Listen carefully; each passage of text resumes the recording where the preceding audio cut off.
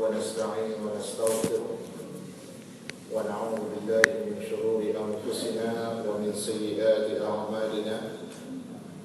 من يهده الله يشرح صدره للإسلام ومن يريد أن يضله يجعل صدره ضيقا حرجا كأنما يصعد في السماء. أشهد أن لا إله إلا الله وحده لا شريك له وأشهد أن محمدا عبده ورسوله لا نبي بعده. اللهم صل وسلم وبارك على محمد وعلى آله وصحبه ومن تبعه بإحسان إلى يوم الدين. أما بعد.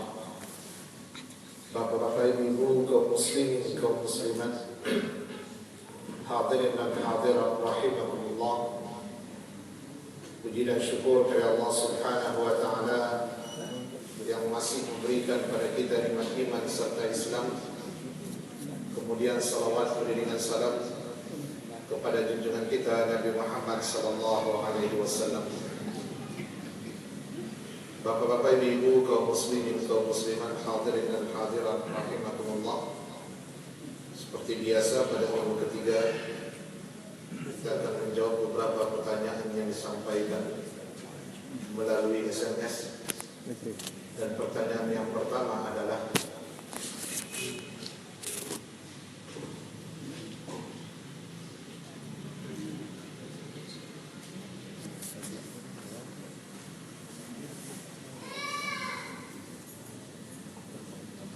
ada yang menggunakan surat An-Nur ayat 60 untuk tidak menutupi auratnya. Artinya surat tersebut dia jadikan alasan dan dalil bahwasanya menutupi aurat itu tidaklah terlarang. Dan ayat itu berbunyi, A'udzu billahi minasyaitonir rajim. Bismillahirrahmanirrahim. Al-qawa'idu minan nisa allati la yarjuna nikaha فليس عليهن جناح أن يضعن ثيابهن غير متبرجات بالزينة وأن يستعففن خير لهن والله سميع عليم. Dan perempuan-perempuan tua yang telah berhenti dari haid dan mengandung dan tiada lagi keinginan untuk menikah, tiadalah atas mereka dosa menanggalkan pakaian mereka dengan tidak bermaksud menampakkan perhiasan. Dan berlaku sopan adalah lebih baik bagi mereka, dan Allah Maha mendengar lagi Maha mengetahui. Ya, begitulah kalau orang-orang memang benci melihat syariat Allah. Ayat yang sudah jelas-jelas mengatakan wanita yang sudah tua tidak ada lagi keinginan menikah, tidak haid lagi, dan laki-laki juga tidak punya keinginan kepadanya sebagaimana dia tidak punya keinginan kepada laki-laki. Nah, yang seperti itu yang diberi keringanan untuk meletakkan pakaiannya. Nah, menanggalkan pakaian, kau nak bekas fitnya, nak pakaian sama sekali. Yang boleh tua, dosa saya baju, anda itu mengesir.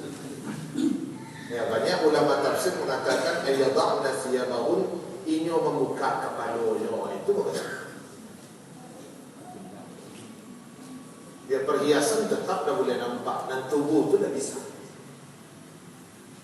Nah, itu bagi siapa? Itu harus terpenuhi.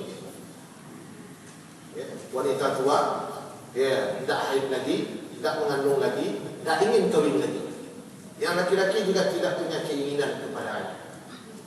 Nah, itu yang disebut dengan al-qawa'id. Ya.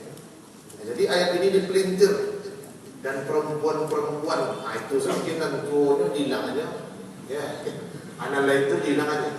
Nah, jadi sebenarnya kalau awak tidak hati-hati dan awak sendiri nak mengerti, riyuna, engkau orang penemuan. Nah, di dalam tafsir At-Tabari, karangan Ibnu Jarir At-Tabari, wallawati qad qa'adna 'anil walad minal kibari minan nisa.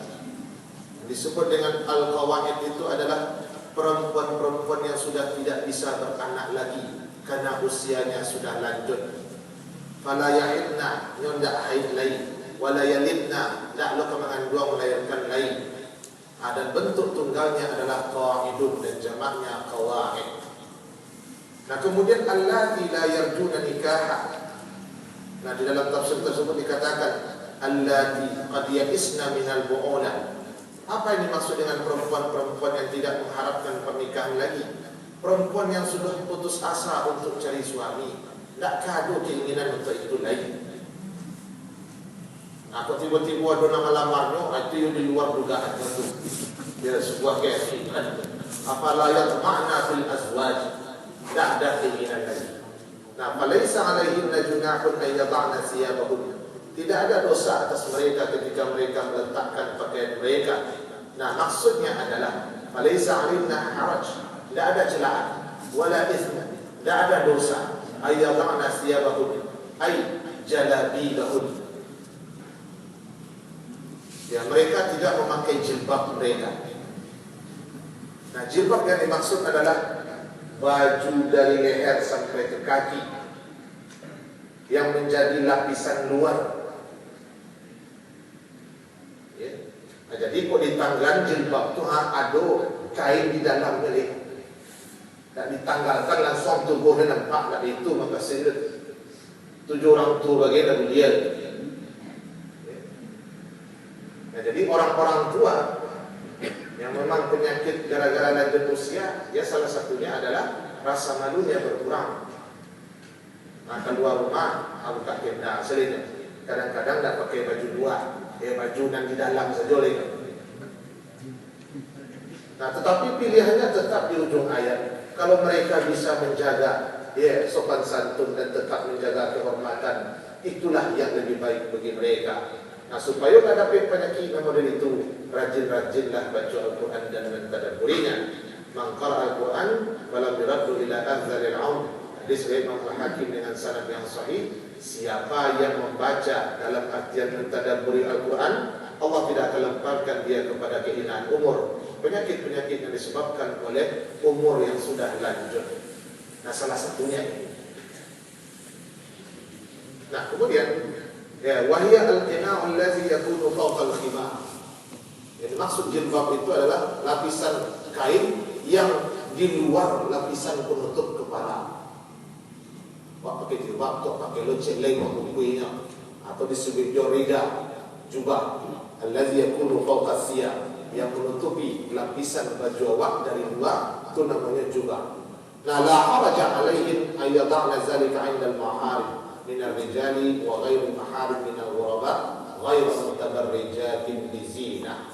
Tidak ada dosa dan celah bagi mereka ketika mereka menanggalkan itu di hadapan mahram-mahramnya. Kemudian tidak ada juga dosa dan celah jika mereka menanggalkannya di hadapan laki-laki yang bukan mahramnya dari orang-orang asing, tapi tidak memperlihatkan perhiasan mereka. Nah, seperti ini. Nah, jadi itu bukan alasan untuk tidak menutup aurat. Kalau itu alasan untuk tidak menutupi aurat, itu hanya berlaku untuk perempuan tertentu yang sudah dijelaskan. Mulai dari dia tidak hamil, tidak punya keinginan menikah, kemudian karena usia lanjut dia tidak haid lagi. Yang laki-laki pun tidak punya keinginan kepadanya. Nah, qala wa ta'khimari qala allati la tarju nikaha allati qad balagat an la yakuna laha fil rijali hajatun wa la lil rijali fiha hajatun. Perempuan yang sudah sampai tahap laki-laki tidak membutuhkannya lagi dan dia juga tidak membutuhkan laki-laki lagi. Nah, kalau di Mesir itulah wanita-wanita yang akan keluar. Biasanya kalau bulan Ramadan, mereka undang mahasiswa asing untuk datang ke kampung berbuka bersama di aula kampung itu. Lalu dihidangkanlah makanan di atas talam tadi. Anak yang membaunya wanita-wanita seperti itu. Dah nak ganti ini keluar. Yang memang tidak ada keinginan lagi. Nah, itu. Jadi surat An-Nur ayat 60 tidak bisa dikatakan sebagai dalil untuk membuka aurat. Nah, jadi hati-hati. Selanjutnya, bolehkah kita memakan daging kurban sementara kita sendiri belum salat hari raya? Boleh-boleh saja. Karena memakan daging kurban tidak disyaratkan harus salat dulu. Apakah orang yang nak salat sekalipun dia boleh makan daging kurban? Kalau dicari dari sisi boleh dan boleh. Nah, cuman tentu dari makan itu kurban atau tidak itu pembahasan ini. Kalau makan daging boleh-boleh saja. Pinamunya apa? Makan daging biasa atau makan daging kurban? Nah, kalau awak menyembelih tidak pada waktunya, maka itu sembelihan biasa. Kalau disembelih sesuai atau sesudah salat, maka itu adalah kurban. Nan masalah lo, ibu nama makan, salatnya disuap. Nan mandabia, salatnya riko. Atau makunya ijan baru berbeda-beda juara ibu boleh. Aku matan tu orang yang berbeda itu. Jadi kelompoknya tetap eksis. Itulah salah satunya dampak negatif. Harusnya kan tidak terjadi, tidak ada keraguan. Wah, ini dapat berkah daging kurban. Ternyata pun tidak sembelihannya disebut dengan kurban juga. Karena tidak disembelih pada waktunya. Ada disio-sio lah orang yang berkurban waktu itu jadinya. Anak memakannya tetap boleh juga. Cuma bukan makan daging kurban namanya. Apakah boleh beli ikan dengan cara dipancing tapi pakai sistem bayar instan atau tiket 100.000 dalam sehari? Nah, ini pertanyaannya mirip, tapi kita ingin kembali mengingatkan bahwasanya ini adalah salah satu bentuk dari jual beli gharar. Yang bahagian jalih itu 100.000 tapi nak dapat anu jalih. Kok tapanciang atau tak tapanciang tak jalih. Gadang ketik nak dapat tak jalih. Barang banyak nak dapat tidak jalih. Banyak nak jalih sinan. Bawa rela Ustaz, walaupun tak jalih-jalih mereka bawa rela. Allah tak bisa merelakan, Allah tak rela. Yang bisa awak relakan, ia memang yang awak relakan itu yang bisa awak relakan. Kalau Allah tak rela, ibu merelakan. Nah, kini ingin kita tekankan, kok bisa jadi halal? Salamu tiket masuk itu memang 100.000 untuk masuk saja.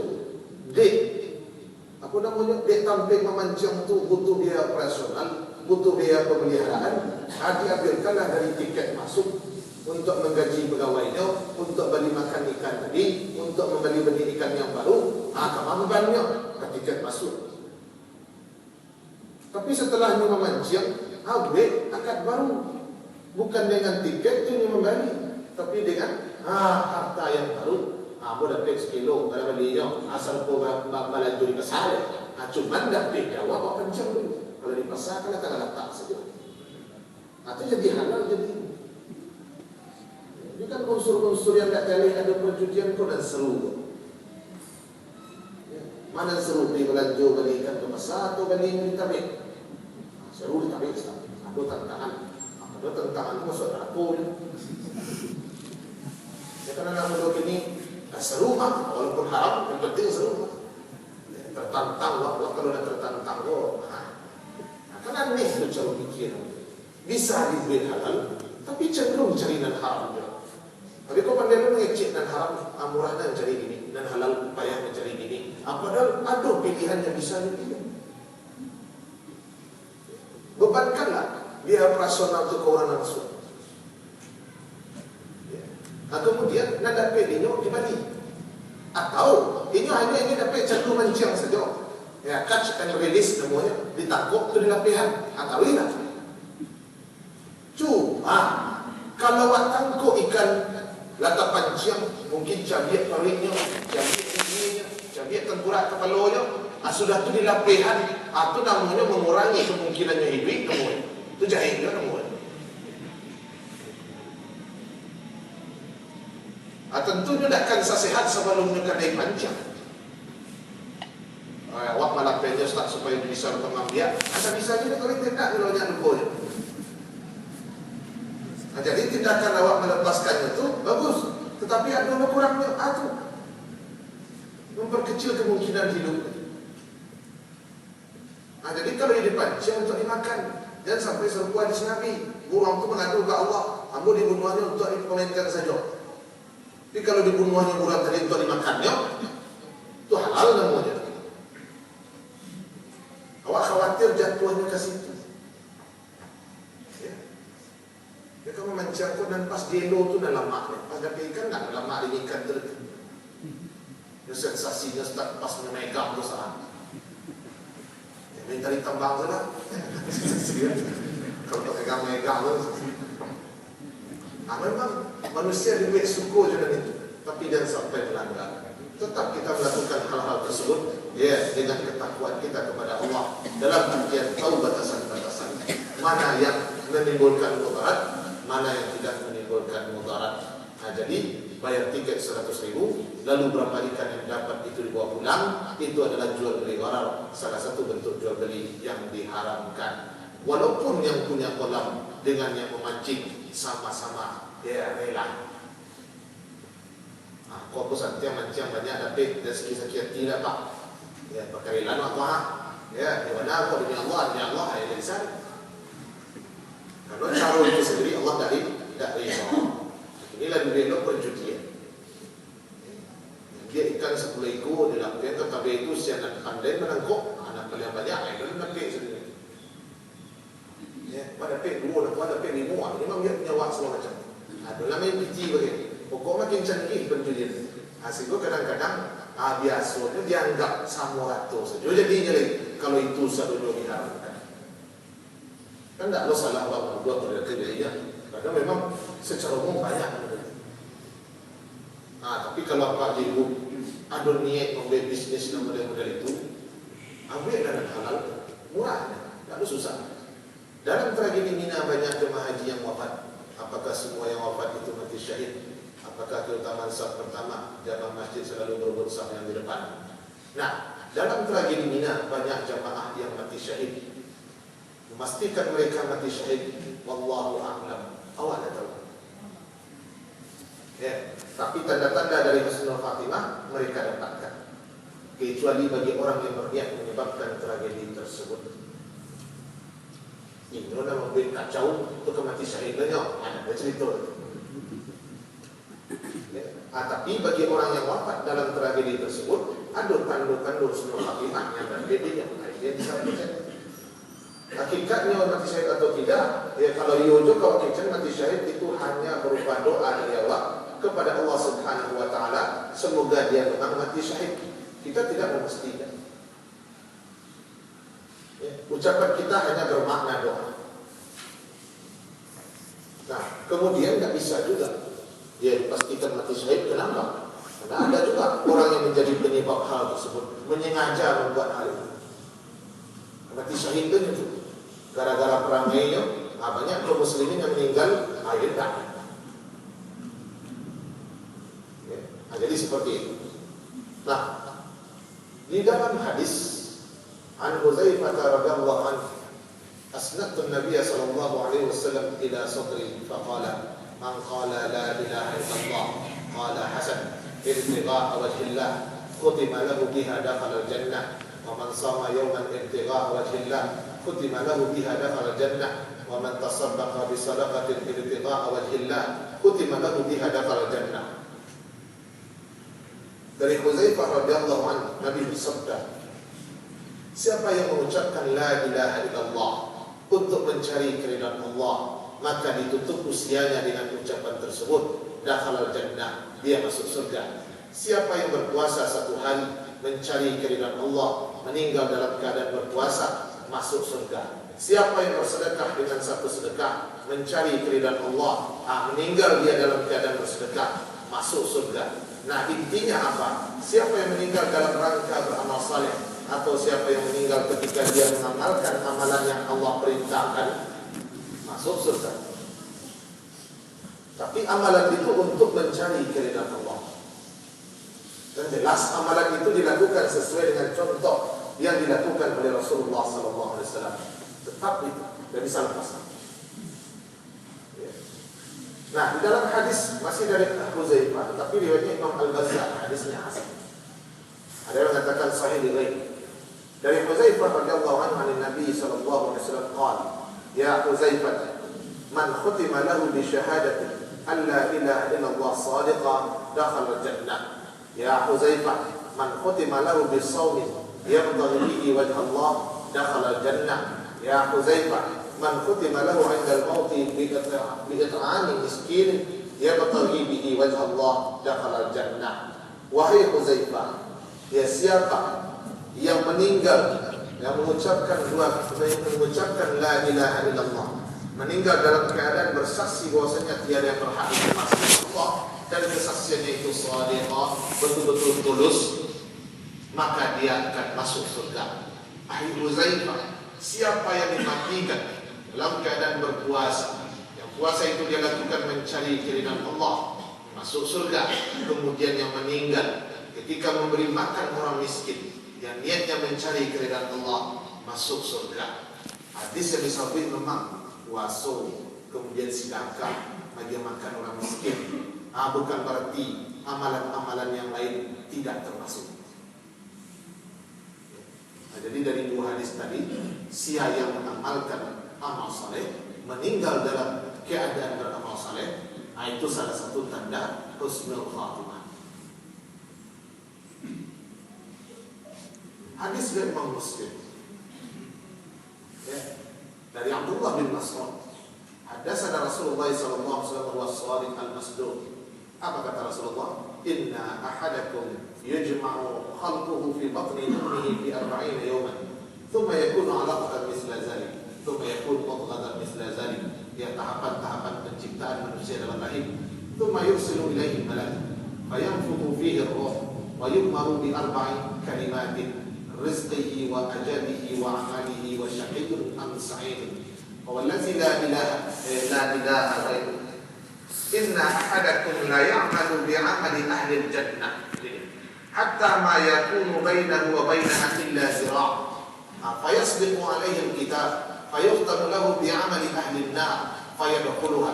Wa inna ar-rajula la ya'malu bi 'amali ahli an-nar hatta ma yakunu bainahu wa bainaha illa zira'. Fayasbiqu 'alaihi al-kitab fayukhtamu lahu bi 'amali ahli al-jannah fayadkhuluha. Rawahu Muslim. Sesungguhnya salah seorang di antara kamu diciptakan dalam perut ibunya 40 hari. Setelah 40 hari dia menjadi alaqah, kemudian menjadi mudghah. Sesudah menjadi mudghah diutus oleh Allah kepadanya malaikat untuk meniupkan ruh ketika umurnya sudah 120 hari. Nah, kemudian dan diperintahkan dan dicatat bagi dia 4 hal. Pertama, rezekinya, ajalnya, amalnya. Kemudian apakah dia di akhirat bahagia atau celaka. Demi Allah yang tiada ilah selain dia, sesungguhnya salah seorang di antara kamu akan melakukan amalan ahlul jannah, sampai antara dia dengan kematiannya itu hanya sejengkal atau 1 hasta. Nah, kemudian telah ditetapkan atasnya ketetapan, ditutup ketetapan di Allah, ini ditutup suul khatimah, yang amalannya ketika itu amalan ahlus surga atau ahlul jannah. Jadi jangan pilih yakin aku elok seperti ini. Sementara di kitab Allah wahid tu bola pasti surga. Bagi itu Pak, 5 kali hajinya, 10 kali umrah, hasilnya kemudian di itu hati-hati itu. Ada orang yang 60 tahun beramal amalan ahlus surga, tapi sebelum mati jadi orang kafirnya. Itulah manusia. Ini meninggalnya dalam keadaan beramal, amalan penduduk neraka. Nah, ketika itu dimasukkannya ke dalam neraka. Nah, ada pula yang ngekerajokan tu amalan penduduk neraka sampai dekat kematian ini. Nah, tapi dalam catatan Allah agak berbeza juga kerajaan. Nah, ketika dia mati, yang dilakukannya amalan penduduk surga. Maksudnya itu sebut. Nah, maka dalam hadis Al-Bukhari, al-a'malu bil khawati. Amalan-amalan itu yang jadi patokan adalah yang terakhir. Nah, jadi jangan percaya diri dulu. Minta ke Allah agar ditutup dengan husnul khatimah. Jangan awak sampai jadi korban makar Allah. Dibuat beramal ibadah sekian puluh tahun, tapi 2 hari seminggu sebelum mati dibalikkan oleh Allah Subhanahu wa ta'ala. Nah, apa yang bisa diambil dalam hadis kau? Siapa meninggal dalam beramal, yang amalannya adalah amalan penduduk surga. Matinya ketika beramal model itu. Itu husnul khatimah. Meninggalnya dalam keadaan beramal amalan penduduk neraka, walaupun sebelum itu banyak ibadahnya kok. Su'ul khatimah, su'ul neraka.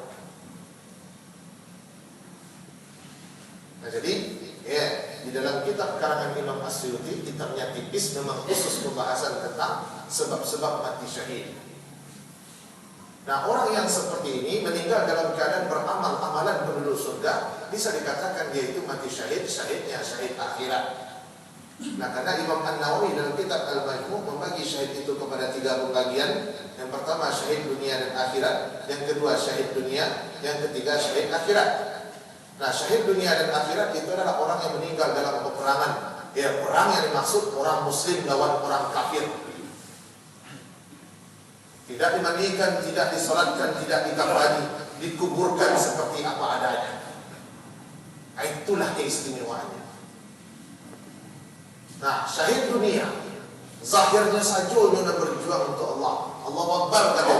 Tapi dalam hatinya dia kalau mati dikenang oleh orang, atau kalau menangnya ada bintang sebagai pahlawan dan lain sebagainya, atau dia disebut sebagai orang yang berjasa untuk negerinya, ingin dapat simpati dari manusia, atau namanya syahid dunia.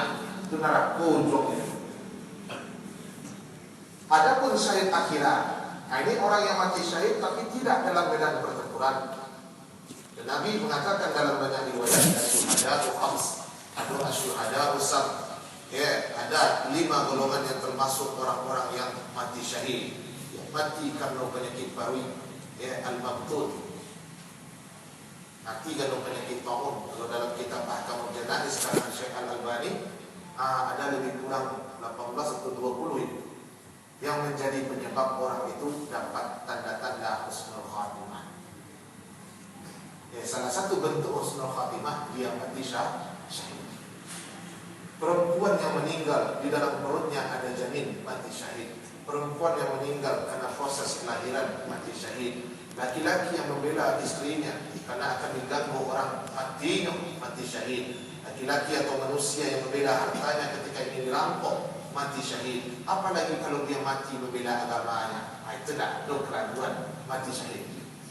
Nah, orang yang meninggal karena terbakar, yang meninggal karena terbenam, yang meninggal karena tertimpa, yang meninggal karena penyakit asil TBC, yang meninggal karena penyakit tumor, waram, yang meninggal karena penyakit perut, penyakit kusta, sejenis penyakit kulit, semuanya itu Nabi katakan asyuhada, ya, termasuk orang-orang yang mati syahid.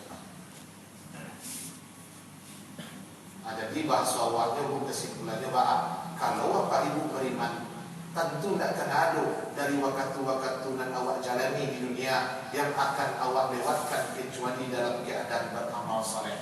Nah, ketika mati dalam keadaan beramal saleh atau amalan penduduk surga, nah itu tanda-tanda husnul khatimah. Dia bisa dapat syahidnya syahid akhirat. Nah, apa bedanya syahid dunia akhirat dengan syahid akhirat? Syahid dunia akhirat tidak dimandikan, tidak dikafani, tidak disolatkan. Syahid akhirat tetap diselenggarakan sebagaimana menyelenggarakan jenazah biasa, dimandikan, dikafani, dan disolatkan. Itu bedanya. Karena Khalid bin Walid begitu gigih dalam perang, mati dia tempat dalam. Nah, kemudian ditambah dengan hadis Imam Muslim, man sa'allaha syahadatan bisidqin ballaghahu Allah manazil syuhada wa in kana mata ala firash. Siapa yang meminta kesyahidan dari lubuk hatinya yang paling dalam, yang mana sungguh-sungguhnya meminta kesyahidan kepada Allah Subhanahu wa taala, Allah akan sampaikan dia kepada derajat syuhada sekalipun meninggalnya di atas tempat tidur. Nah, itu dia. Manusia terbaik sesudah Rasulullah SAW tidak ada yang meninggal di medan perang seorang pun. Abu Bakar As-Siddiq, Umar bin Khattab, Utsman bin Affan, Ali bin Abi Thalib radhiyallahu anhum jami'an, tidak ada yang meninggal dalam medan perang. Berani Pak Jibu mengejar, aku bukan manusia terbaik karena mereka tidak mendapatkan syahid dunia dan akhirat. Dia dapat syahid akhirat saja. Tapi kalau dikecek, bedanya dalam penyelenggaraan. Ya, si anak minta mati syahid itu sungguh-sungguh. Ya, sungguh-sungguh itu tentunya amalkan dalam perbuatan. Yang ingin mati syahid, ada kesempatan diserang negarinya oleh musuh. Hanya minta ke Allah sungguh-sungguh. Atau diajak perang, hendaklah boleh minta sungguh-sungguh. Nah, itu dah sungguh-sungguh namun. Dan sungguh-sungguh itu kalau ada kesempatan lagi, kalau alun, tetap tanamkan. Ya, yuhaddisu nafsahu bil ghazwin, tetap ditanamkan dalam hatinya itu jiwa perjuangan itu, walaupun bukan dalam keadaan perang.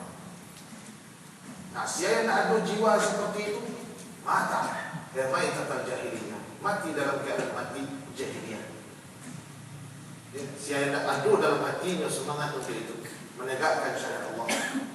Tentu menegakkannya banyak calon yang awak pilih kelompok tu, dan lain pilih kelompok tu.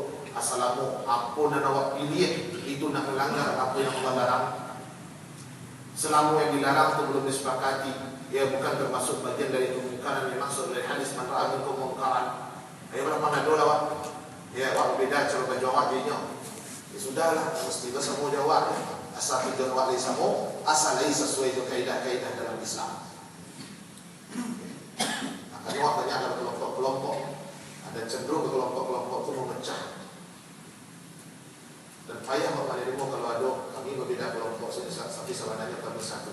Itu bisa terjadi kalau ada musuh bersama. Tapi kalau tidak ada musuh bersama, dan kawannya dia jadi musuh. Tapi kalau ada orang sama atau satu, ini siapa musuh bersama banyak. Jadilah musuh-musuh waktu sebagai cara untuk bersatu. Mengalahlah dan pada pena itu mengalah dan kawan pada pena itu. Nah, jadi Bapak dan Ibu, ya, kematian itu berada di ilmu Allah. Kapan kita meninggal itu sudah ada ketetapannya ketika kita masih dalam rahim. Dan itulah yang dikatakan oleh ayat. Tak ada yang tahu anak di dalam rahim. Kalau masalah jenis laki-laki manusia, bisa dengan teknologi ini. Tapi kalau masalah rasaki, ajal, perbuatan, bahagia akhirat atau celaka, atau nak main USG, mungkin sampai dimensi USG ya, dan kena nampak ya. Ajal bangga-bangga manusia. Nah, manusia bisa menentukan di rahmat Allah itu. Ya, nah, itu bagian dari sesuatu yang memang bisa awak berbuat di sini. Tapi kalau dalam masalah rasa kiamat, itu tidak bisa awak membatih itu Allah yang menguasai. Nah, itu dia. Jadi tragedi Mina, orang yang meninggal dalam tragedi tersebut, ya tanda-tanda husnul khatimah dia dapatkan karena mereka meninggal dalam beramal amalan penduduk surga. Nah, adapun orang-orang yang berbuat makar, berbuat kejahatan menyebabkan mudarat yang besar, nah mereka tentu tidak bisa dikatakan husnul khatimah. Kau ada orang non-muslim meninggal ketika membagi makan orang miskin, dia tetap bukan husnul khatimah. Karena amalannya sia-sia di sisi Allah. Dia ibaratkan aku dia tunggu dia beli ini, tidak ada sisa sama sekali. Nah, kemudian An Abi Hurairah atau pertanyaan yang kedua lagi, keutamaan saf yang pertama. Awak memang pernah menyinggung seketika belum pernah sampai sahabiatnya. Artinya ada beberapa hadis tentang masalah saf yang pertama. Nah, kenapa orang berebut saf yang pertama? Bagus tuh, tangguh hebat saja. Aku kan pertanyaanku menunjukkan alun sadunya orang tahu. Bahkan bagi orang yang mungkin tidak tentu agama sama sekali, apa nengok saja itu, kamu tuh pak, bercerah bilang. Sama damu saja mengalir cerah bercerah. Salah pangku di belakang semua. Itu parah. Jadi yang nak nama orang Allah dan mengamalkan sunnah Nabi itu salah itu. Itu bahaya orang Nabi. Lau ya'lamu an-nasu ma fil nida'i was-saff al-awwal thumma lam tajidu illa an yasta'imu 'alayhi lastahabu walau ya'lamuna ma fil tahjir lastabaqu ilayhi walau ya'lamuna ma fil 'atama was-subh la atawma walau habwa. Seandainya manusia tahu apa yang menjadi keutamaan dalam seruan azan, kau tahulah fadilah azan Tuhan, kau tahulah fadilah saf pertama. Thumma lam yajidu illa yastahil. Kemudian tak ada jalan kecuali mereka mencabut undian. Lastahil. Pasti mereka akan mencabut undian karena tidak mau mengalah. Nah, kemudian walau yang lalu nama fit tahjir. Seandainya mereka tahu apa yang menjadi keutamaan bersegera ke masjid, lastabaqu ilaih. Pasti mereka akan cepat datang ke masjid. Walau yang lalu nama fil 'atama was-subhi la ta'uma walau habwa. Seandainya mereka tahu apa yang menjadi keutamaan salat Isya dan subuh, pasti mereka akan datang walaupun berjalan dengan perutnya. Berjalan ke Farid kan seru pula jadi. Aliyah sampai model tulis itu oleh. Bahkan adona kakinya tak boleh jalan ke masjid. Kau seandainya kecil Nabi Muhammad tahu apa aja, cuma tak ada dia tahu. Kan dia jiwa tu, dia percaya tak? Kau dia tahu dia Nabi jom paling bajalan dia paling tu mah.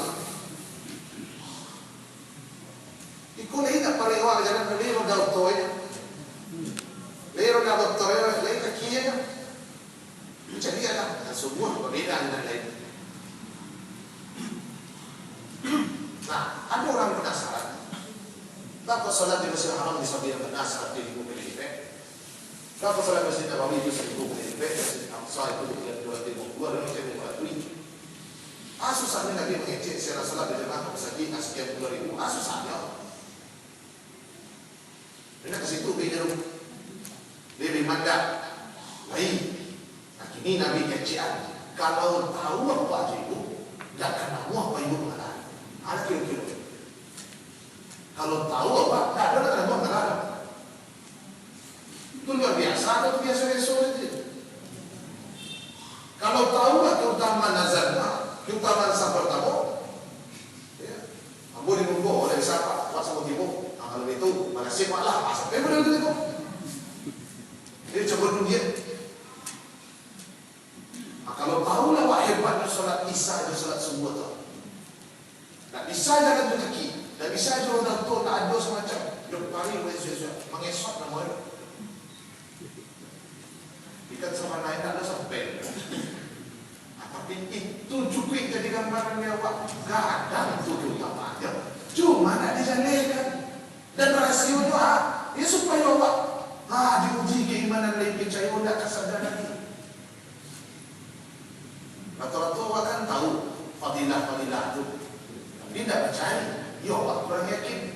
Tahu lagi, yakin tidak. Tahu fadilah sedekah, tahu tinggalkan sedekah, kurang yakin. Itu kan masalahnya bukan pengetahuan, masalahnya adalah imannya kurang yakin. Nah, dalam hadis Imam Abu Dawud, la yazalu qaumun yata'akharuna 'ala as-saffil awwal hatta yuakhirahumullahu fil nar. Senantiasa satu kaum berleha-leha, melambat-lambatkan mereka, sengaja berlambat-lambat dari mencari saf pertama. Nah, akhirnya Allah juga akan mengakhirkan mereka. Nah, akhirnya mengakhirkan mereka itu maka sudah masuk neraka kali yang pertama, kau masuk neraka surga kali yang nomor benci. Pada yang terakhir ada cuba-cuba menjawab awak kalau layak sama sesuatu terakhir kan awak harus cuba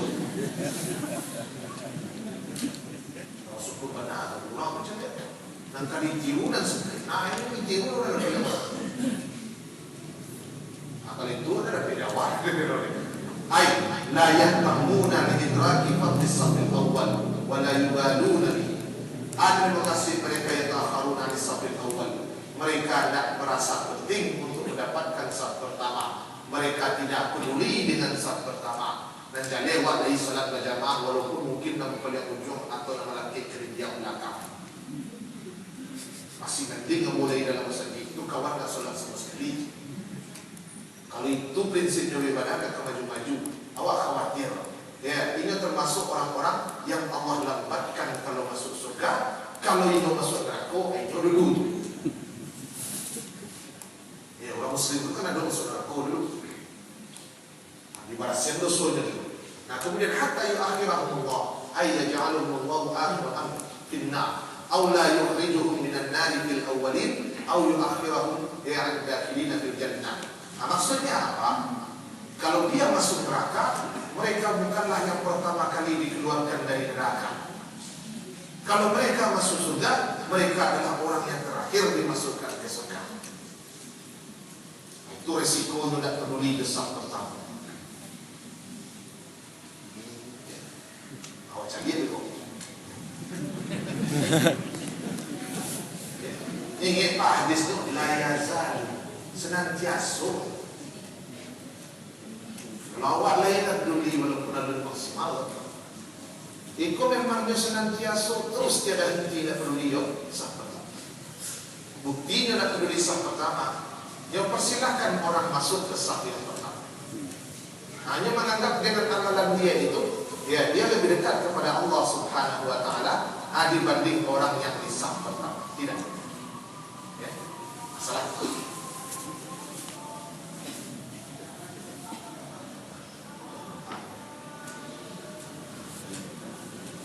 Nah, hadis yang lain, baca. Khairu sufufir rijal awwaluha wa syarruha akhiruha, wa khairu sufufin nisa akhiruha wa syarruha awwaluha.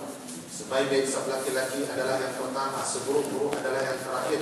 Sebaik-baik saf perempuan adalah yang terakhir atau yang paling belakang, dan seburuk-buruk saf perempuan adalah yang di depan. Nah, Nabi mengecek seburuk-buruk saf. Cuma buruk itu nak dijaga secara rinci. Tapi lah disabi buruk saf. Berarti lawannya adalah rancak saf. Di antara buruknya saf yang di belakang, inyo nak dekat di imam. Inyo nak mendengar ana dibaca di imam. Kalau solat sir, salafus salih itu bisa mendengar ana dibaca di imam. Jadi inyo berada di belakang imam. Nah, semakin dekat di imam, semakin tinggi kedudukannya di sisi Allah Subhanahu Wa Taala. Kalau saf yang pertama nanti dapat salawat 3 kali, saf yang kedua dan berikutnya dapat salawat 1 kali. Ampunan Allah berkali lipat dibanding ampunan kepada saf yang di belakang. Nah, itulah beberapa yang dijelaskan seburuk-buruknya itu. Itu buruknya. Tapi dia kebaikan. Nah, sebaik-baik saf, tapi dia banyak kebaikan. Kebaikannya, cuma kebaikannya. Kok tahu apa? Nak nampuh wang malam. Kok tahu? Nah, ini kan nak tahu bah. Pindah dia nak keluar. Ada yakin semua. Nah, kemudian Anil Irbad Ibn Sariyah Rasulullah sallallahu alaihi wasallam annahu kana yusalli ala as-saff al-awwal 3. Ya. Kemudian ala alladhi yalihi wahidatan. Nabi sallallahu alaihi wasallam bersalawat ke saf yang pertama 3 kali dan ke saf yang berikutnya 1 kali. Nah, Nabi bersalawat kepada saf yang pertama. Artinya Nabi berdoa kepada Allah Subhanahu Wa Taala agar dosa-dosa orang yang di saf pertama diampuni. Doa yang dipanjatkan oleh Nabi itu mustajab. Nah, beruntunglah orang-orang yang mendapatkan itu.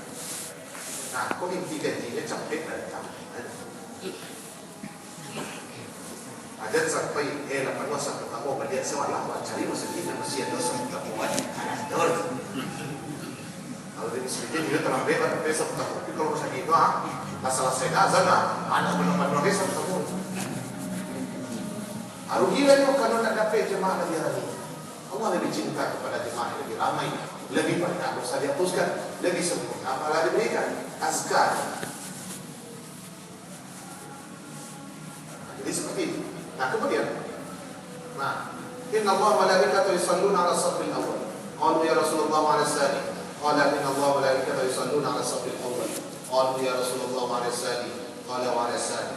Qala Rasulullah sallallahu alaihi wasallam, "Sawwu sufufakum wa hazu baina manakibikum wa laynu fi aydikum wa fi aydi ikhwanikum wa suddul khalal fa inna asy-syaitana yadkhulu fima bainakum bi manzilatil hasan." Nah, ya Rasulullah bersabda, sesungguhnya malaikat bersalawat ke saf yang pertama. Sahabat bertanya kepada saf yang kedua, sesungguhnya Allah bersalawat ke saf yang pertama. Ya Rasulullah, saf kedua berada sesungguhnya. Sesungguhnya Allah bersalawat ke saf yang pertama. Dan kedua, ya Rasulullah, baru dan kedua. Uruskanlah safmu, sejajarkanlah bahu-bahumu, lembutlah di antara saudara-saudaramu, jangan kasar-kasar, jangan bijak begini, jangan disinggung kepalanya begitu sendiri, jangan telangkangnya jalangan awak, macam-macam. Masuk kawan lagi tapi kalau bisa digeser dulu, jangan didorong dan lain sebagainya. Sesungguhnya syaitan akan masuk di antara kamu di dalam saf seperti anak-anak, istilahnya anak kambing yang menyusup di antara rombongan induk-induknya. Jadi itulah yang banyak jadi masalah. Karena ya dalam Dewan Masjid Indonesia mengeluarkan semacam buku petunjuk atau buku panduan untuk mengurus masjid. Dan mereka buat di dalam itu Problem-problem yang dialami oleh orang yang mengurus masjid adalah yang pertama itu SDM. Itu mana ada masalah. SDM ko makasingwa ilmu no. Dia coba ni nak dia nama kotak-kotak dia sangkut cek kotak cek ulang. Ada orang orang Turki orang tumit nak cek kotak ni dulu. Awak cek tu pun tigu ke bang. Asyik pun tak peduli sama sekali. Nan babayo tu sampai lanjut usia tak aja peduli tu. Anak paling parahnya orang yang merapian tu orang sasek kecil. Lalas sebanyak umur gua kini lo gua baru 10 orang tu. Amal-amal lah mesin tu. Ini bangga kecil tu. 90 tahun umur gua. Aduh lo rapi-rapi kok tak kiwak yang masuk macam. Ayo baru lo. Ayo kamu kini dah baru semua. Tempat dia orang nak kecap pak dia. Kuat dis tu baru nak boleh kok. Kan ni itu kalau bodoh tu apa? Tak gini tu. Kecil. Apa dah kecil? Kan wajar sih Imam Ar-Razi kecil. Kebodohan itu pangkalan ada. Kekufuran Allah itu pangkalan ada juga. Awak jangan. Dia pada ibu dia tahu nama subuh dia awak diwajib. Kalau tahu awak capek wajib. Dan namun mengalah kau perlu capek kemudian supaya wajib. Kemudian kalau masih ngajo tak peduli dosa pertama. Kau masuk neraka iswat di dulu awak perlu lain. Kalau kau nak masuk serpus sudah keluar dari neraka diakhirkan dari lain. Jangan dikecil serpus tadi. Kerana itu kategori yang berolok-olokkan agama. Membuktikan awak tak ingin lagi dahulu. Tak fastabiqul khairat namanya itu. Tak berpacu untuk lebih dekat ke Allah. Mengatakan ialah asal lain masuk surga. Ya, asal maju orang nama nyuruh-nyuruh tu majulah pak. Apa dah kira-kira Allah mau biar cerita terus. Kecil dia cinta ke Allah punya cerita terus. Biarlah dia jauh dari Allah dan lain surah penyakit. Itu makruh hukumnya dibenci oleh Allah Subhanahu Wa Taala walaupun lalu jatuh kepada derajat haram. Tapi itu jelas tidak menyempurnakan ibadah. Nah, Allah dan malaikat bersalawat kesah yang pertama. Allah ampuni dosa orang yang dosa pertama, tentu dosa-dosa kecil. Kemudian malaikat berdoa kepada Allah supaya dosa orang yang dosa pertama diampuni oleh Allah. Allah mengampuni dosa. Malaikat memanjatkan doa. Nabi pun mendoakan untuk saf yang pertama. Mau kiri mau kanan. Kalau dan kanan dapat luar di sisi lain. Inna Allah malaikatahu yusalluna ala mayamini sufuf. Sesungguhnya Allah dan para malaikat bersalawat ke bagian kanan saf. Jadi kok 8 warna kanan, jadi biar saf kedua ke kanan. Dia ingin dapat 2 kali lipat. Ayat tidak sah itu salat menurut sebagian ulama. Itu rusak salatnya karena salat di belakang saf yang belum sempurna. Dimukul 4 muah dari beriman baru. Karena Nabi sendiri menyuruh awak sempurna malaikat. Nanti saf al-awwal summa allazi yali, sempurnakan saf pertama baru saf berikutnya. Ajan supaya orang tak ribet kok dia jemaahnya santiang ingin nak mau mengalah. Ya, sehingga acah kemudian panik mengurus awak bersela mihrabnya sebelah kanan makmum saja. Ada bisa saja. Ya, supaya sebelah kanan ditutui kok, hari panjang itu masjid. Jadi imam tegas kok. Jadi kan kanan maksudnya teruskan. Anda bisa pada itu. Karena imam itu di tanah. Nah, untuk mewujudkan kata di tanah, ya, ada kiri kanan. Maksudnya dari awal imam bisa matur. Ya, dia orang cakap di kanan kan. Ada nama kiri. Apa perintah imam itu isi kiri. Agak bertiga, agak beramping, agak beri. Supaya kalimat di tengah tadi tercapai. Nah, inti dari semuanya apa? Capek lah. Supaya awak melasip ya. Capek kok capek. Sudahlah awak capek tiba dapat pahala semua haji. Sudah awak capek tiba sempurna semua sunat-sunat salat berjamaah. Awak menunggu iqamat dan dapat pula pahala sama je salat. Nah, samanya tu keuntungan aduh tu dan tak marah surgi. Anu yang penting imam anu berbuat hanyalah takbiratul ihram. Itu yang penting. Lain tak terlebih Abu Sa'ad Ustaz. Itu yang perlu. Asroman urangan salat tarawih meningaju duduk melihat-lihat sampai imam membaca amin, sampai imam di pertengahan ayat baru takbiratul ihram.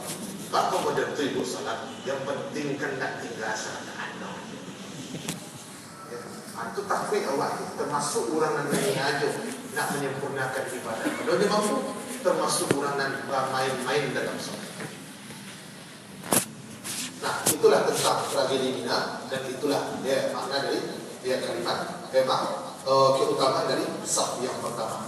Nah, jadi mati syahid itu Allah yang memastikan. Kita kalau menyebut dia itu syahid dalam artian doa dari kita kepada Allah, mudah-mudahan dia syahid. Karena kita berkata begitu tentu sesuai dengan tanda-tanda yang ada. Ada di antara tanda-tandanya meninggal dalam keadaan beramal dan amalannya adalah amalan penduduk surga. Nah, kita lanjutkan sesudah azan isya.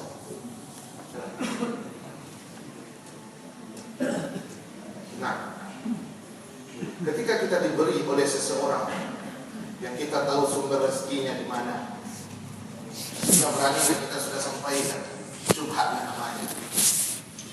Kalau seandainya dia punya penerimaan dan pendapatan lain yang kita juga ketahui kehalalannya, jadi dalam hartanya ada berkumpul yang haram, ada berkumpul yang halal. Tapi kalau kita bisa pastikan yang aduh yang haram saja sekali, nah maka tentu lebih baik dan lebih selamat kalau kita menolaknya, kalau tidak terima dan berikan kepada orang yang membutuhkan. Karena kalau kita menolak, kita takut ada mudarat yang lebih besar. Nah, apa hukumnya memenuhi undangan darinya? Kalau undangan yang dimaksud adalah undangan pernikahan, pada prinsipnya kata mayoritas ulama fardu ain untuk memenuhinya, maka fardu ain tadi bisa berubah jadi lebih ringan. Dia bukan fardu ain lagi, dia menjadi boleh-boleh saja. Tidak wajib ya. Nah, undangan orang muslim untuk pernikahan yang wajib dipenuhi. Kalau yang mengundang adalah orang muslim yang taat, bukan pelaku kemaksiatan. Kemudian kita diundang untuk memenuhi resepsi pernikahan yang di sana tidak ada acara-acara yang dilarang oleh agama. Nah, ketika itu wajib buat memenuhi itu. Tapi ketika nama undang orang muslim tapi tidak taat, tidak wajib itu. Kalau nama undang orang muslim tapi di sini awak dah disuruh mendengar lagu mencari aurat manusia dan lain sebagainya, tidak wajib itu. Apa dia nama undang tu orang muslim, tidak wajib itu. Ya. Nah, ada tu apa angka jodoh di sini? Berarti kalau memang darah daging turun-temurun, ajalah sampai ke cucu-cucu anak saja putih dan ceri kerja.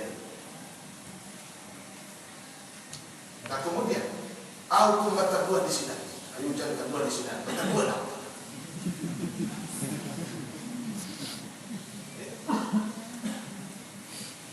Tapi kalau ada terpilih, jangan terpilih. Kenapa? Kalau aku baru keluar dari bank dia, cek no haram biasa. Tapi itu setengah aja. Nah, ambo dah berharap hanya bank tu saja yang bisa sampai kata dua dia. Nah, terkesan kau pertanyaan apa pasal? Terakhir ya. Hukumnya macam dua di sini. Kau halu hukumnya parkir di parkir. Halu hukumnya. Nah, kalau bisa menghindar-hindarlah. Tapi kalau ada keperluan dari sana lain, apa kedua dari sana? Maka kau jangan kasih. Kau pada berkata sinan dalam hujan-hujan. Itu bukan biar dan dua kata dua dari sana. Sama dengan orang ambil gaji ke sana. Kalau gue rekening sinan dan ada gaji kan. Pulang dari pusat. Awak nak kuasa melawannya. Asuh jadi orang sana. Dia bersabar ketika di sana ini. Bidang berlebih dari yang diizinkan. Nah, ketika itu ya, buat di sini. Buat dia gaji buat tinggal saya. Dia sekilo-kilo untuk pergi rekening tadi. Pindah ke tempat halal nanti dia warna banyak tadi. Kau bertanya oleh apa? Kau tarik tembak. Ya, kau tembok. Ada hak. Kalau dipasulit-pasulitnya, itulah persaingan ini. Sadar bahawa bisnis kalau tak takut Allah dan halal dan haram dah jadi dah. Dan memfitnah orang dan orang dah jadi dah. Jadi Bapak dan Ibu, ya, ikut tak situasi darurat dia dulu. Kalau masih banyak pekerjaan-pekerjaan lain yang halal. Cuma rasa cinta kita kepada dunia lebih tinggi ketimbang cinta kita kepada Allah. Nah, kehilangan dan gaji sekian, tunjangan sekian, kalau mati dapat uang duka cita sekian. Nah, itu lebih kita takuti kehilangan itu daripada cinta Allah kepada kita. Ya sudah, terima dari situ semua. Bawa ke mengecian kau darurat, sementara banyak pintu dan lain. Walaupun mungkin kau kerajaan dan lainnya, gaji tidak sekadar itu. Nah, tapi itu tidak jadi alasan untuk tetap berkecimpung di sini.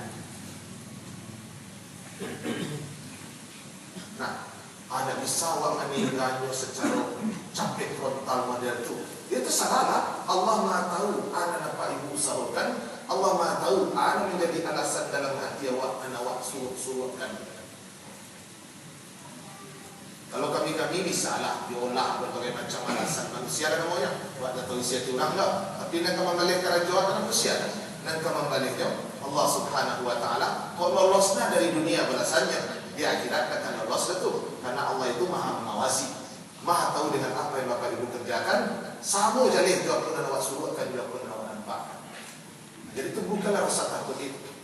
Allah membuka pintu yang halal semua-semuanya. Makanya dalil yang mengharamkan terbatas. Asal segala sesuatu adalah halal. Yang Allah ciptakan hukumnya halal untuk dimanfaatkan. Sampai datang dalil yang mengatakan itu tidak halal untuk dipakai. Nah, dalil-dalil yang mengharamkan itu terbatas. Sebenarnya kalau jujur, ini alun bisa malapih dan itu dia. Duit lama di sana, fasilitas lengkap dan lain sebagainya. Jadi kok sebenarnya kerajaannya beda aja dari dia. Dia itu kan menjalan kaki bawa sekali. Oleh bancas juga. Salamu pemahaman apa ibu alun berubah tentang riba. Salamu tu apa ibu akan balik meninggalkan. Kalau dalam pemahaman awak riba aku dah ada celah untuk menghalalkannya, aku yakin mudah tidak untuk meninggalkan. Jadi hati-hatilah junan awak makan. Nan kabarugi ketika ibu melanggar larangan Allah, ibu sendiri. Nan kabaruntuan ketika menjalankan syariat Allah, apa ibu sendiri. Nak kami nak mengaji, nak orang nak menyuruh dah. Akhirnya awak mampu diriwat cilako di akhirat, lanjutlah. Ingin menyelamatkan diriwat di akhirat, berhentilah. Allah tu Maha melihat, mengawasi. Tak pernah Allah lalai. Ada hambanya yang sungguh-sungguh cari yang halal. Sekarang berbagai macam halangan dan rintangan dia hadapi untuk cari yang halal. Semakin berat dia cari yang halal, semakin besarlah pahalanya. Awak berencana sekali. Kalau banyak tabungan awak baru awak berhenti. Tabungan itu hasil derima. Kalau pensiun ambo baru mau pergi mengaji. Itu namanya bagara-gara. Bukan taubat nasuha. Tunda-tunda sampai masuk tertentu. Padahal tahu itu dilarang dan disepakati dari dulu sampai sekarang. Itu adalah terlarang. Kau penyakit dan mendarah daging akan payah untuk dicawik dulu. Kalau dicawik sekaligus tak pakai bisa pingsan, bisa mati. Aku kalau yojo prosesnya berangsur-angsur, tapi jujur bah.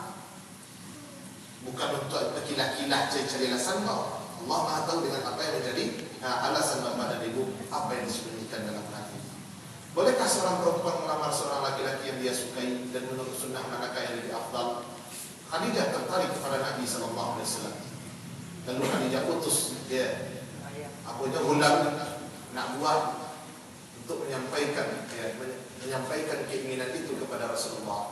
Lalu Rasulullah yang datang bersama pamannya untuk melamar Khadijah. Jadi tidak ibu nak datang bawa seserahan melamar laki-laki tadi. Sampaikan keinginan awak ke laki-laki tadi. Kau diterima dari laki-laki tadi, datanglah menjadi keluarganya untuk melamar awak. Afdalnya itu, dan itu sudah berlaku sejak masa Rasulullah SAW. Jadi perempuan melamar seorang laki-laki yang dia sukai, maksudnya Inyo yang dulu mengutarakan. Kenapa? Nampak dia pantas laki-laki itu jadi imamnya? Dia utarakan. Nah, laki-laki itu menolak, ya sudah, cari laki-laki lain. Tak singgung imam tu, Pak. Ya, Pak ya? Jadi kan ada tunaknya, ada laki-laki dia roh diri, ada macam itu. Orang dalam Tuhan. Jadi boleh. Bahkan perempuan langsung menyerahkan dirinya kepada laki-laki seperti yang dilakukan seorang perempuan kepada Nabi. Ya Rasulullah, engkau punya kebutuhan, laka bi hajjah. Butuh saya. Nah, bagi orang yang mengerti, tentu daripada situ dia tak tahu malu dia lagi. Dia malu pada laki-laki. Ya, awak dia malu-malu dia, padahal tahu kau laki-laki secara agama mantap. Kau laki-laki secara materi sudah mampu. Secara akhlak mulia, tapi dia malu dulu tu, tahan-tahan tu, dulu kawan pada orang. Aku menyasar semedi, dia menyasar. Nah, itu masih boleh. Ujung-ujungnya kan tetap keluarga laki-laki dan tetap. Walaupun keinginan itu sebenarnya dari manusia terlebih dahulu. Yang ambalnya sekali. Nah, saya telah terlibat pegang gadai sawah selama lebih kurang 10 tahun. Dan saya sebagai pemegang barang sebanyak 15 emas. Dan itu telah terjadi turun-temurun bagi kedua belah pihak. Pertanyaan saya, bolehkah kita minta kembalikan 15 emas itu semuanya? Karena kita baru tahu ilmunya dan bagaimanakah jalan keluar terbaik seandainya orang yang punya sawah tidak punya uang untuk mengembalikan 15 emas tersebut.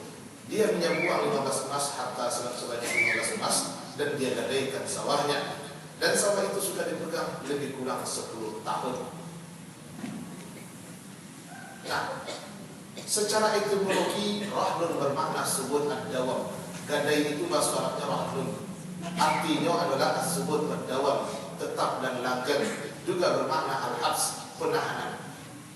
Nah, sedangkan pengertian secara syar'i, gadai adalah harta yang dijadikan jaminan dalam peminjaman. Jika yang meminjam tidak sanggup membayar, maka bisa dilunasi dengan barang jaminan tersebut. Tunan gadai. Ya, barang yang dijadikan jaminan. Ketika wadah bisa dihutang, itulah pelunasannya. Nah, kemudian rukun gadai, sirat atau ijab kabul, ya, harus jelas takaran dan waktunya, serta tidak mengandung kesamaran. Pertanyaan tadi sudah melanggar, karena nak jalih pasti waktu. Ya, nak jalih akad tu, akad dibet supaya jalih hak hakmu. Aku nak jalih, ya, akadnya, ya, sampainya sanggup membayar, itu nak jalih, bila dia sanggup membayar.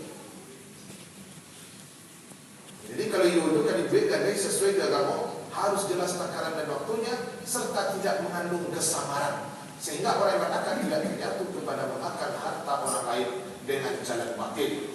Nah, ambo tabih malaki ambo sanggup, itu dah jalih. Ambo tabui jangan kau akan tunjuk 2 tahun tu jadi. Ibu akan tunjuk minta ke ibu, maaf ni. Kau lagi tu tempo kan, kau nak mampu kau jual sawah hasilnya bayu tak. Ambo perlu mikir kau selesai. Kau nak mampu jual sawah tu satu-satunya, laporkan ke pengadilan. Kalau dalam hukum Islam, bisa penguasa masuk menjual sawah tadi di bagian hak orang. Kalau awak menuntut, atau tuangnya kalau dapat penguasa adil. Tapi kalau dapat penguasa tak adil, ada banyak tu kalau piti mengurus dari pihak piti yang dicari. Ada malu 2 orang situ siapa? Awak satu aku masalah. Al-aqidah 2 orang yang berakad atau lebih. Ya, jadi rukun itu. Namun Pak Surang saya nambatkan, bukan dari kan seorang jadi surang punya kecil surang, terus ibu kecil. Kalau pihak pertama dan pihak kedua tahu halus. Kemudian marhun, bukan al-marhum ya, al-marhun, barang yang digadaikan. Aku namanya bilangkan, barang yang digadaikan tersebut sah diperjualbelikan menurut agama. Aku tidak boleh apa ibu menggadaikan babi ke orang. Tidak boleh. Yang Pak Ibu menggadaikan bawah ya. Pak punya PT 1 juta, bukan dari bawah ada cerita. Begitu juga dengan barang yang bukan milik sendiri.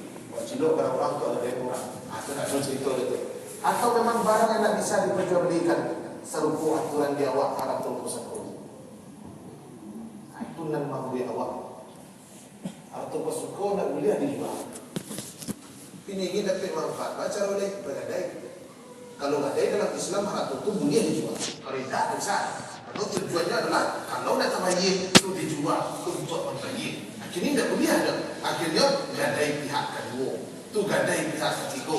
Atau tujuh turunan lah banyak pindah tu. Antas siapa punya dah jadi dia tu.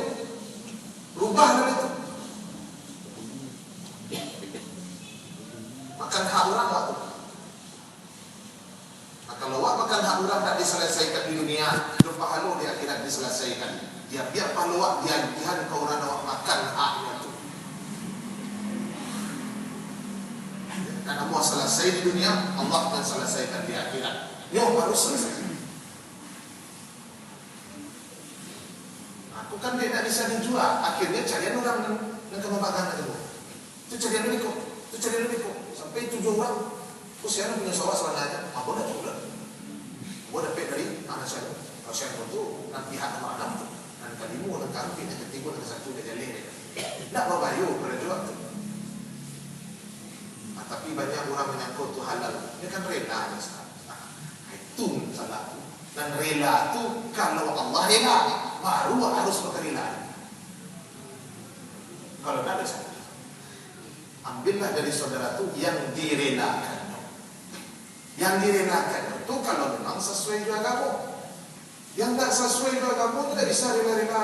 Ya karena Allah sendiri sudah murka kepadanya.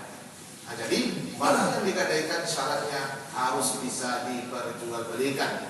Dan barang yang digadaikan itu juga disyaratkan harus ada serah terimanya, baik secara simbolis maupun tidak.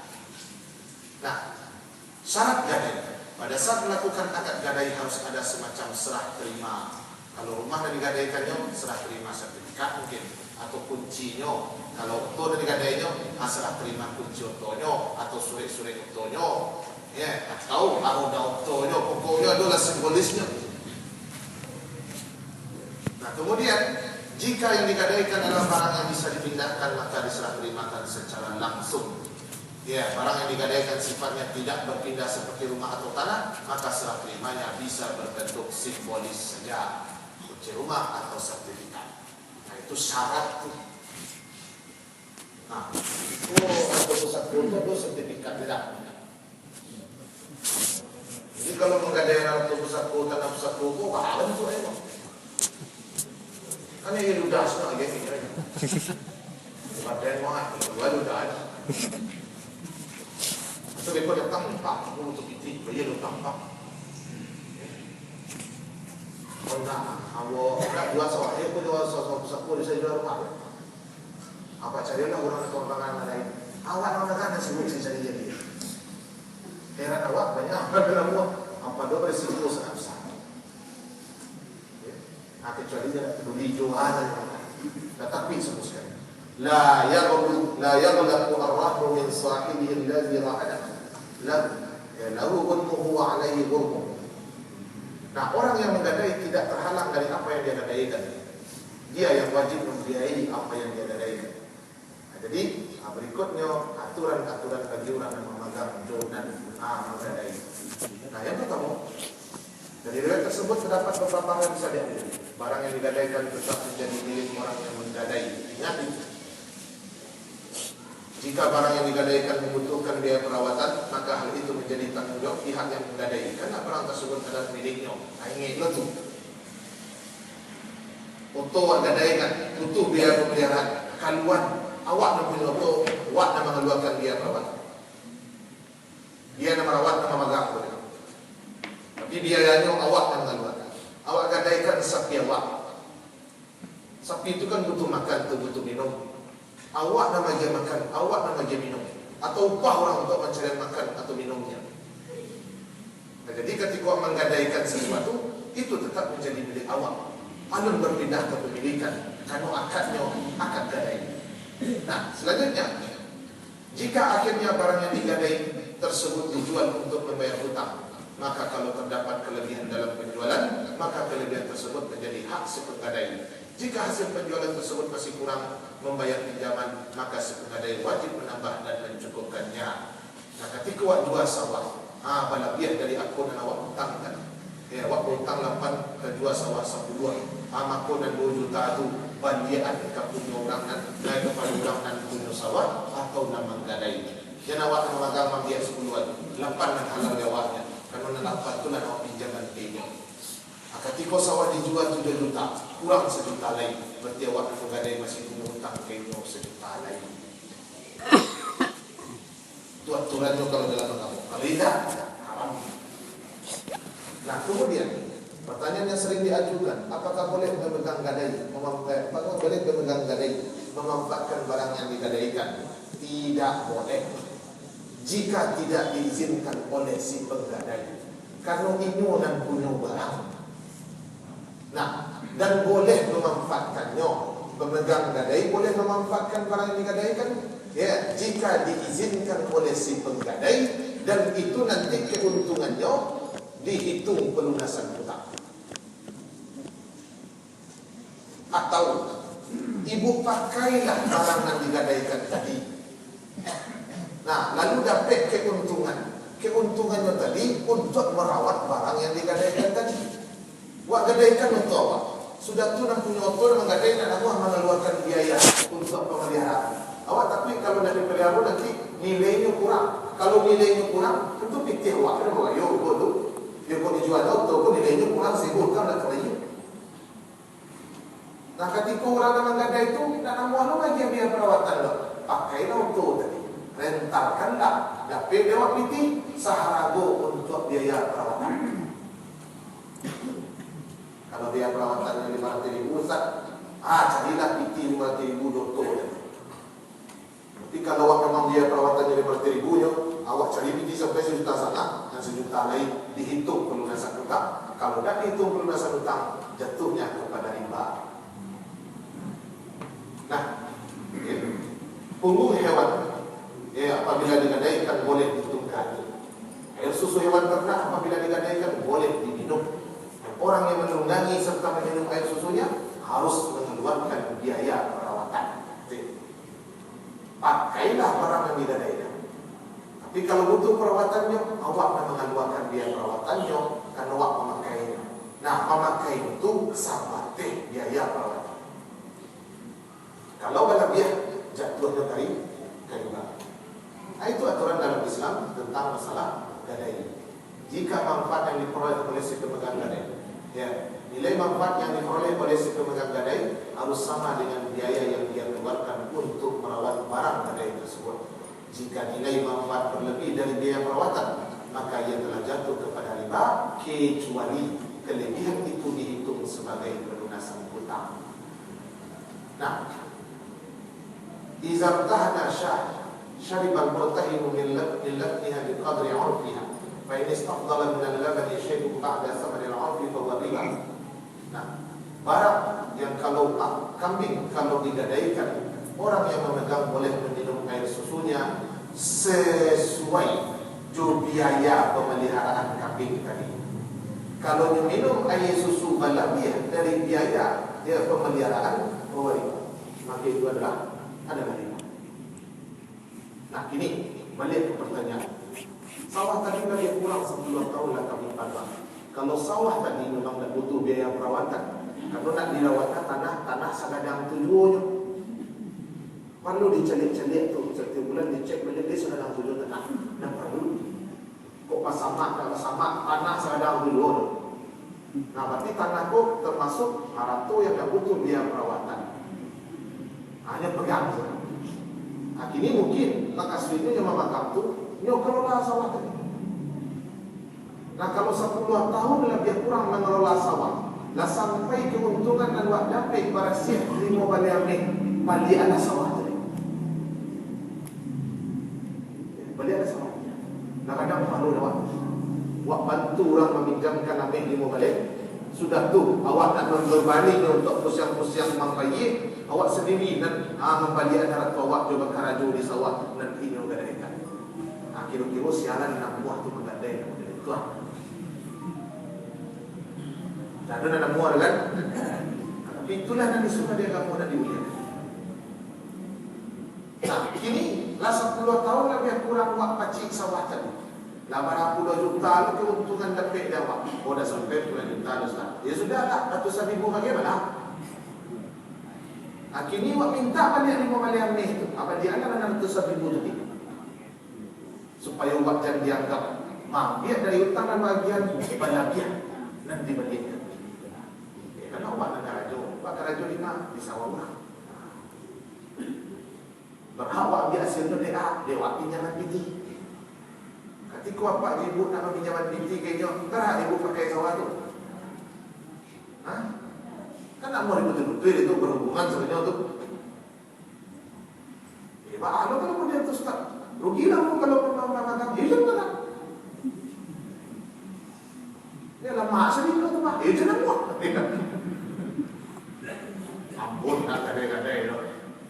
Kalau nak ada bapak, mau biti bapak, mau sewa salah sawah bapak, mau sewa 10 tahun, kau biti boleh ambil, bila 10 tahun sawah balik, buntuang kesana lah. Tapi awak kan cakap, sawah orang dapat biti balik penuh, kan cakap betul. Itu kan koloninya kan, kapitalis. Aku ni orang menggadai, aku tak pernah bertambah tu. Ya sebabnya menggadai tak benih untuk melabih. Dan memadamku betapa-betapa itu pindah berkah. Hanya sangkunya senang sejahtera dan lain sebagainya. Lumpur semakin banyak pertanggungjawaban di akhirat, makin banyak fikih haram nino, makin banyak dosa nino, makin sempurnalah azab untuknya. Jadi sewa sedolah, jangan gadai-gadai walaupun mulia tapi rugi. Itu pentingnya ilmu muamalah. Dan sampai wak menolong orang kejawab, ternyata riba ada pin jawab. Dan kejawab wak lailok dia menolong orang meminjam piti, ternyata nak lihat bahwa haram juga dikecil Allah. Dia dikatakan oleh Allah kemudian Rasulullah itu adalah riba. Akanlah bayu jadi orang nandak ilmu. Apalagi kalau dibuat ada contoh-contoh dalam dia bayu. Apa ada cilakun orang yang ilmu. Ada walasan doa. Aku biar dulu nak duduk kajinya. Apa doa memang dakwah ni masa jika kita dulu biar ada mengaji. Apa doa dibahas dulu tu. Dah selesai itu kan. Ini nak masa jika kita nak dulu. Karena ni salah satu untuk melegalkan kerajaan. Rancak capek berarti. Kalau 10 tahun awak kelola sawahnya. Dan dapat balik baru 10 mil, minta 5 mil ini. Udah ada 5 mil terima Ustaz. Taruhlah kelola sampai balik kawak 5 balik mil. Nah, biasanya kalau lagi jalan model itu, komentar. Model itu. Sudahlah, kamu kalau model itu dapat dia benar. Kadang kan ada orang bertanya, betul-betul jawabannya sesuai selera. Aku memang kalau you betul-betul ingin berubah, itulah ilmu. Wak pinjaman, wak paham. Gunakanlah, kita izinkan. Nah, ketika diizinkan, dapat keuntungan, maka itu adalah biaya untuk memelihara wudhu. Nah, kalau betul dia dari biaya pemeliharaan, maka itu dihitung sebagai cicilan hutang. Gadang pahala orang yang buat gadang musuh yang nak buat. Dia mencari keuntungan di kesulitan saudara. Dia buat akad yang sifatnya menolong, tapi sebenarnya ini mengolong. Itu nama baik. Bila bisa selamat kalau awak punya ilmu. Jadi bapa dan ibu, mau rumah, mau sawah dan jalan, ada yang butuh biaya pemeliharaan, ada yang tidak butuh biaya pemeliharaan. Kalau pegadaian syariah itu bermainnya di biaya pemeliharaan, ya, bukan bermain di bunga dan lain sebagainya. Tapi kadang-kadang ya SDM mereka itu kurang. Ketika teorinya model itu, dan pegawainya nak mengerti, Dia ini cuma ada bangengan atau nanti dikambil dan dipasuan untuk duduk jadi pegawai. Sehingga buruh dan citra syariah, sehingga orang awam menyangkau syariah kota. Mereka syariah kajung sama usaha depan profesional. Dan jalih wajib akan dibalas oleh Allah sesuai dengan jawaban. Apapun kata apa ibu di sistem konvensional atau sistem syariah, Bapak dan Ibu akan mempertanggungjawabkan semua yang Bapak Ibu sampaikan, yang Bapak Ibu katakan. Maka kalau atau perjuangan pada sekali sebutkan suatu jadi tidak. Awak berharap ilmu-ilmu tentang muamalah awak kuasai. Maka ada pertanyaan, murabahah itu anggap dia peminjaman. Itu kan aneh. Siapa yang peminjam itu pegawai Islam? Itu kan ngerti pegawai. Itu dan awak awasi. Sehingga kita terpacu untuk bagian SDM yang cukup anak buah. Itu awak gara-gara tidak sempurna. Gara-gara oknum, rasa dunia saling akses salah. Awak kalah murabahah. Ini awak suruh beli, awak sering itu sama indah, awak hati-hati pun nama dua-dua nama saya, api kerajaan dia tidak tanggung jawab selalu. Dan jadi awak dia syariah itu, awak yakin ya, ini sesuai dengan syariah. Kau ini lah betul itu menusuk. Tapi kalau mengerti awak bisa waspada, bisa awak yang tahu ni, dan ambo menjadi nasabah tu tak peduli itu. Dia tangan betul Pak, pahami lah, nama betul pahami. Atau tidak dipaham.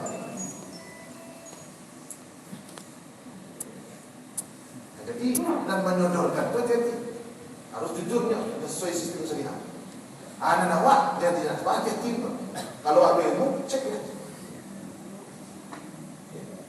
Ini kan ada orang tanya, kelas 100% syariah Ustaz. Alun. Kalau alun 100% syariah Ustaz, ada suri-suri syariah. Apa jadi buat 100% Islam kok? Hah? Dan 100% Islam kok? Alun, ada suri-suri Muslim. Itu teori dari mana model? Itu nama baik. Waktu Saudi ini independen, di Malaysia itu kalau syariah itu independen. Ya, awak harus terikat dia di Bank Indonesia. Itu kan dia berjuangkan. Jadi kadang-kadang masih terikat dia Bank Indonesia, lah haram sekali. Tak paham ya kalau perjuangan itu bertandar, ada tahap demi tahap. Dulu tak ada, dan ada rentunya. Kemudian ada nanti bank, ada nanti kooperasi. Alasan itu seperti yang ketiga. Ada desakan kaum muslimin muncul perbandingan syariah. Ada desakan awak ingin murni 100% berdiri sendiri. Yang tinggi jurang itu. Itu yang kena diperjuangkan. Awak berjuang, ini memancing. Kita jadi kami lagi sampai. Jadi tidak ada alasan. Kami tak tahu. Ada alasan. Ada biar alasan itu. Ada alasan. Sampai aku pengajian sekali itu dan anak dia. Ya. Kalau bapa dan ibu tidak tahu agama yang diyakini, itu salah bapa ibu sendiri. Karena Allah dan Rasulnya Al-Quran lahadu, hadis kitabnya banyak, tinggal dapat ibu. Lainlah mempelajari atau mendalami agama. Yakinlah bapa dan ibu, sistem yang Allah tawarkan itulah yang terbaik. Allah yang paling tahu tentang kebutuhan manusia. Allah yang paling tahu tentang keterbatasan manusia. Ketika Allah perintahkan sesuatu, Allah tahu dia awak dia mampu mengajukannya. Saling namun kalau memerintahkan sesuatu yang manusia tidak mampu untuk melakukannya. Keyakinan itu yang harus dipupuk. Campakkanlah itu. Riba itu ada manfaatnya, riba itu ada manfaatnya. Campak. Salamu riba itu akan cina dojo manfaatnya walaupun seketik. Salamu itu akan balik meninggalkannya. Rubah pengan awak yang mengecat. Rokok itu menyehatkan, rokok itu menyehatkan. Rubah kini, rokok itu berbahaya. Sehingga murah untuk meninggalkan.